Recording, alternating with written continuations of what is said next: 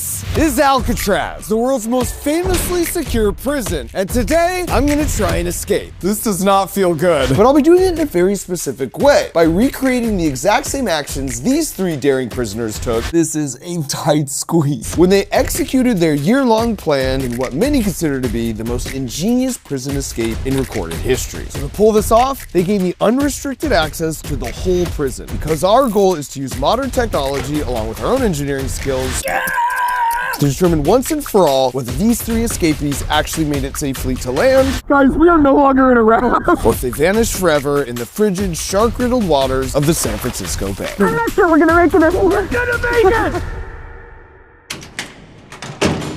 I cannot believe they would spend 23 hours a day in this tiny little cell. On June 11th, 1962 at 9:30 p.m., this exact jail cell would have seemed pretty unremarkable to any of the guards on duty and to all but 3 of the prisoners held here on the island. Because that's the night those 3 prisoners decided they were finally going to attempt their escape after nearly a year of meticulous planning and preparations. But in order to pull this off, starting right here in their cells, they would need to execute their elaborate 6-part escape plan flawlessly, eventually taking them up and out of the prison, down to the water, and across the bay to their freedom. And to pull this off would require countless strokes of genius, like fake vents to cover up their digging progress, fake bolts made from sculpted soap, or a homemade raft fashioned from prison-issued raincoats. But all 6 of those critical steps started right back here with the decoy, moments after lights out at 9:35 p.m. Since they weren't expected out of bed until roll call the next morning, they needed a way to not sound the alarms with empty beds when guards came by to perform head counts several times during the night. So they placed fake heads like these on their pillows that they had spent 2 months crafting out of soap, concrete dust, toothpaste, toilet paper, and actual human hair. This is kind of creepy, and it shows how good the heads are, because I feel like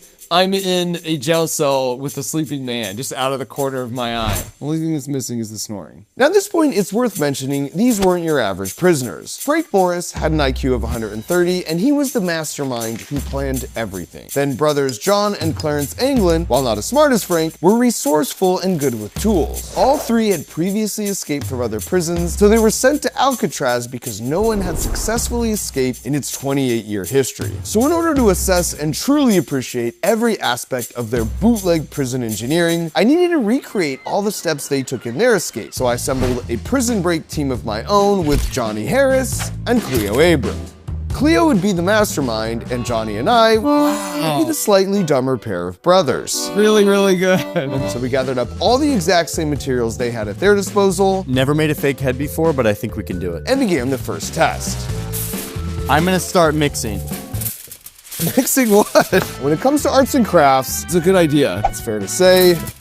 I just need your face. This team lacked experience. This is Mark Rober with his hat. Despite all that, I think they turned out pretty good. These are amazing. As it turned out, all you really needed to do was bring in your most artistic friend, Brooke. Whose do you want to start with? I will start with, oh God. Brooke, save us. And having Brooke to help us actually put us on par with the original escapees, because they had their own resident artist in one of the brothers, Clarence Anglin, who also worked maintenance and painted as a hobby, so he provided the paint. His brother John, on the other hand, worked in the barbershop, so he provided the actual human hair they used. Hello. Is that how you see me? Here's Mark. Oh my God! So with our picture-perfect facsimiles finished, we put our heads to the test with prison guard Bam, Prisoner check. who had been told all 3 of us remained asleep in our beds. And our outcome was significantly different than theirs.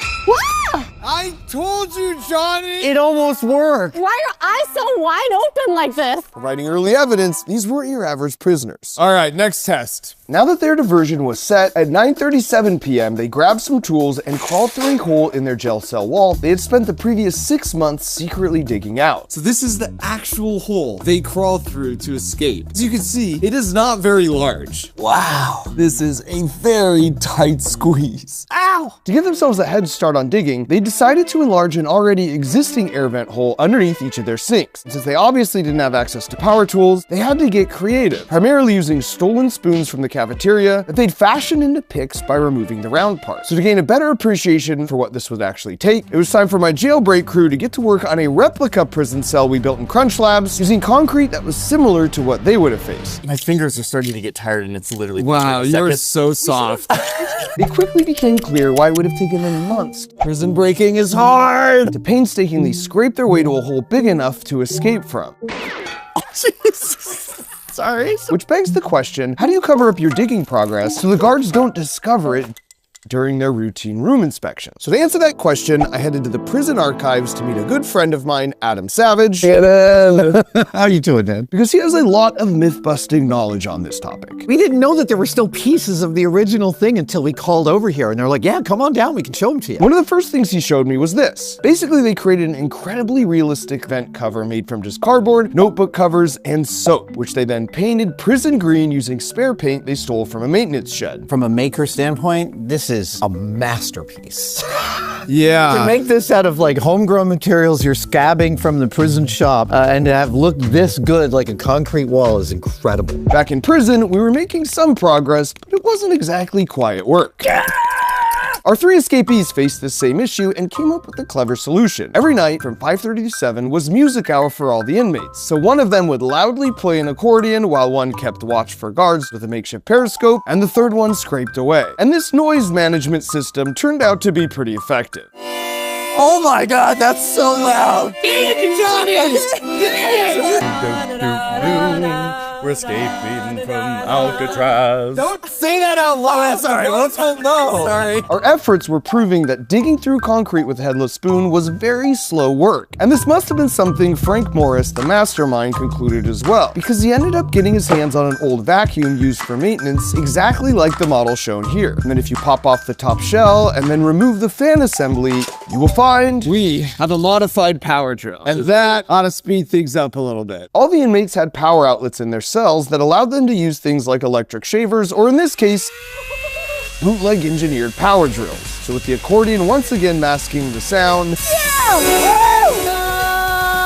they resorted to an improved method of drilling a series of holes and then using the spoons to remove the remaining excess material between the holes. And as much as this did increase our output as well, it was clear this would still take weeks, and I wanted to get to the crawl through test. So I raised the white flag and resorted to an air hammer, which they definitely didn't have at their disposal, until the hole was the exact same size as the holes in their cells. Look at how much, like, concrete they would have had to remove from the premises, right? You put it all in their pocket? Put it out in the yard. Yeah, but this is the actual size of the hole they escaped from. Oh, I can smell the freedom. So it turns out they were like 135 pounds. These are tiny dudes. They're tiny dudes. If my head will fit through here. Hat goes first. Now I have to make it. Oh, crap. Oh, there's no way. Let's push him.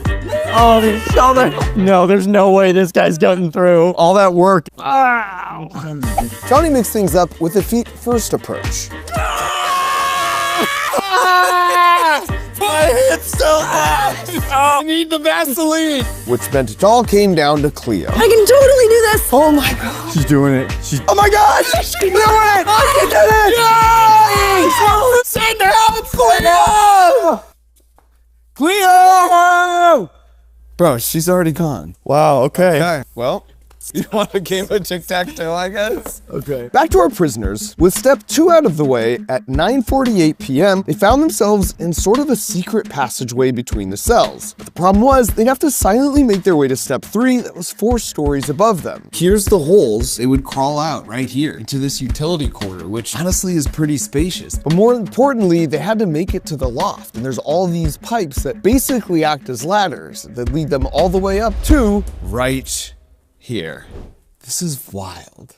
This was the roof of the cell block, but when they got here that night, there was already a homemade life raft and life vests, homemade paddles, and makeshift flashlights waiting for them. And that's because this wasn't their first time up here. They had been sneaking up here for months, using the same decoy heads and fake vent covers, bringing up their hidden homemade tools every night as they fabricated their means for escape. And they knew about this spot because one of them was actually assigned to work up here for a couple hours during the day, painting the ceiling and doing general maintenance under the watchful watchful eyes of the guards patrolling right across the hall. So they devised a plan, and every day he would sweep dust down onto the polished floors below, and when the guards and other prisoners eventually complained about the mess, he proposed a simple solution, hanging up blankets in these locations to stop the dust from falling down, creating themselves a private little workshop in the process. So of course, once they hung out the blankets, that means they could work up here undetected for months, coming up every night, doing some work, crawling down in the morning. Frank Morris, the mastermind, just an absolute genius. And of course it makes sense then why during the day they'd work as slowly as possible, taking months to not even finish painting the whole ceiling. Oh, this is cool. So you could literally see how far he made it over just to buy themselves more time. Frank worked in the library, which gave him access to reading materials like popular mechanics, where he learned some of the skills they used for designing their paddles and constructing the raft and life preservers made from over 50 Army-issued raincoats they had borrowed or stole from other inmates. And bear in mind, these weren't exactly ideal working conditions. Any noise they make up here just echoes throughout the entire prison. On top of that, this is where the guards would patrol back and forth with Thompson submachine guns, keeping an eye on all the prisoners. So it's wild that just 15 feet away, these guys were literally fabricating their means for escape. And now that they had completed step 3 and were ready to head to the roof with all their provisions, it was our turn to do the same by building the actual rafts we would use to make our own escape. So now we're up to the loft, we're out of our cells, but the next big step is how do you make it through these frigid, shark-infested waters? What's cool is they had these popular mechanics magazines. And inside was how to make a homemade life preserver if you need it. No way. Literally, your life preserver, how will it behave if you need it? This is the one I feel like is the most nonsensical. It's such a refined construction of a life vest. I feel like this is them showing off. This is absolutely them showing off. It's like get a piece of foam and like a milk jug. You know, it's doing the same thing. Is this a raft? Our theory was that they made 4 tubes and then realized we don't need the second short one because we can just make it a long triangle. These tubes are something like 14 feet? Yeah. That's a yacht. Now those instructions were applicable for the typical material you find in a rain jacket. So these guys collected like 56 of them. They made life preservers in a raft, which we are about to do. These are some smart dudes. MacGyver on steroids. Here we go.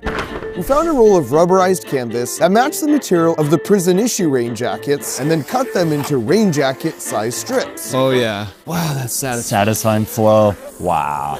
Oh, that was so unsatisfying. And then we used period accurate rubber cement to glue the segments together with 2.5-inch seams. Our life depends on these seams. If one of these even has a little leak, oh. My applicator already broke. Are there more applicator? And then fully sealed the deal with some hammer time. And if this seems insanely loud, don't worry. I'm gonna cover it up. We brought the accord. The guards will have no idea what we're doing. And with that, we rolled it onto itself, then sealed the ends, which led to the final test, seeing if we could inflate it using the same secret weapon the escapees had. Oh, yes. They took an accordion and actually used it as an air pump. Yeah. There you go. It's pretty strong. See? Okay. The fate of our survival rests on this moment. This is an actual raft we will be using to cross the shark-infested Alcatraz waters. Here we go. Oh my God, it's working.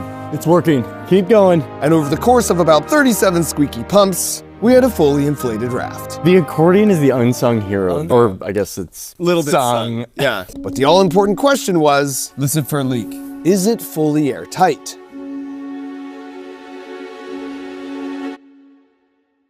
Nothing. Cleo's overjoyed response made it clear that if we just repeated that exact same thing 2 more times, we'd have a fully functioning raft. Next for the inmates was making it onto the roof. But before they do that, it's worth looking at their tools and appreciating that while they didn't have college degrees, they certainly thought like engineers because they were resilient problem solvers. And to me, this is what it means to think like an engineer. And this is such an important skill to develop for life. It's written right on the side of every Crunch Labs build box that gets delivered to your door every month, where we build a really fun toy together and then learn all about the fascinating physics that makes them work. But the best part is, just like I do with my YouTube videos, we hide the vegetables. So you're learning all these useful life skills like resilience, but every step of the journey is really fun. On top of that, each month your box has a chance to contain the platinum ticket. And if you get it, then you're coming out to Crunch Labs to build with me and my team for a day. So if you're a kid looking for something to put at the top of your Christmas list, or you're just looking to be the household hero by giving it to someone else, head to CrunchLabs.com where we're giving away 2 free boxes for our holiday special, and where you'll find we finally completed our trilogy of creative engineering subscription box options, now ranging from ages 6 to 106. Back with our escapees at 10:45 p.m., they were now at step 4 of their escape plan, ready to head to the roof through this vent. This right here is the vent they did it through. And they had previously sawed through the bolt that held the vent shut, and then replaced it with a fake bolt made of soap they had painted to look real. They'd also previously bent away a restriction bar intended to keep a human from fitting through the ventilation pipe using an ingenious homemade bar spreader consisting of 2 opposite threaded bolts with a threaded turnbuckle in the middle. So when they tightened the turnbuckle with their homemade wrench, the 2 bolt heads would slowly deform the restriction bar until there was room enough to slip through. So they busted through, pushed up the metal vent, pushed out their rafts, and crawled to the roof at the potential freedom. We know the exact time they got on the roof because a guard and several inmates reported hearing a loud bang. If you had to push this thing over, it landed on the roof, that's gonna make a lot of noise. That's loud. You could just imagine they've made it up on the roof. They've got their rafts. They're running to the edge. They've got the city of San Francisco behind them, Golden Gate Bridge to their left. And they know they are mere hours away from drowning in these frigid waters or total freedom. It's one or the other. So they came here to the edge of the roof, then climbed down the water pipe, made their way along the exercise yard, down by the water tower, and around the power station. Now what's truly remarkable about that route is they'd have to scale 2 separate 12-foot barbed wire fences with all their gear in tow while going undetected by the armed guards on the search towers, who were ordered to shoot on sight any prisoner attempting to escape. The final part of the escape, conveniently, where you can't be seen by the guard tower, they made their way down this embankment and entered the water right here. Now this beach wasn't the easiest spot for them to access, but Mastermind Frank chose it specifically because it was in a blind spot for all the guard tower searchlights. So now that they were down by the water's edge, they inflated the rafts using the modified accordion they turned into an air pump and set off to Angel Island. So to get a sense of whether this would even be remotely possible in a homemade raft, we launched our own homemade raft from a beach location that was very similar to theirs. Go, go, go, go, go. Careful, careful. I don't want you to break it. This is it, guys. This has to work. Okay, time to start making the music. Get in there. I'll hold you, Pump. Johnny, why don't you start filling one of the others with your mouth? Okay. Can you imagine being here on the beach? Being like, the guards might come at any moment. Blow harder, Johnny. Come on, Johnny! This is not easy. Tastes like glue. Oh no, I didn't prepare for this. Let's get these on. Watch your eye. Oh shoot, I just broke. Oh shit, it still works. Getting a core work out here. Guys, I'm almost full. This one's full. No way this lasts. This is the first thing I'm dishing. All right, we gotta get in the water. Let's get in the water. Oh, go, go, go, go. Get in there. Oh, all right, it's Cleo, cold. get in, Cleo. Careful on those seams. Exploding! Go. It's still working. We're free!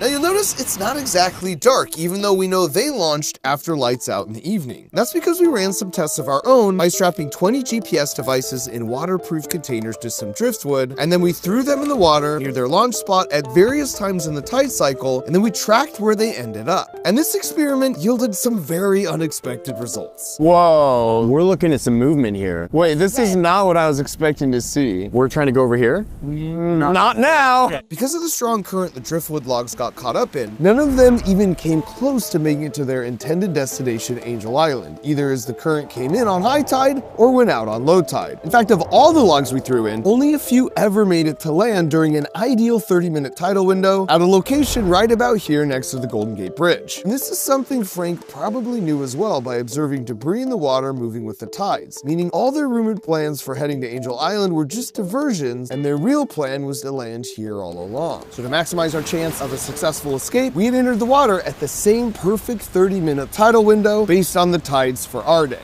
We're paddling to freedom, folks. The tide is just pulling us. Let's go. We're moving so fast, man. Guys, this is epic. Look at this. Look at this. Let's go. We're going to the Golden Gate Bridge. Look around. This is beautiful. We're free. Oh my God. Wow, this is amazing. Johnny!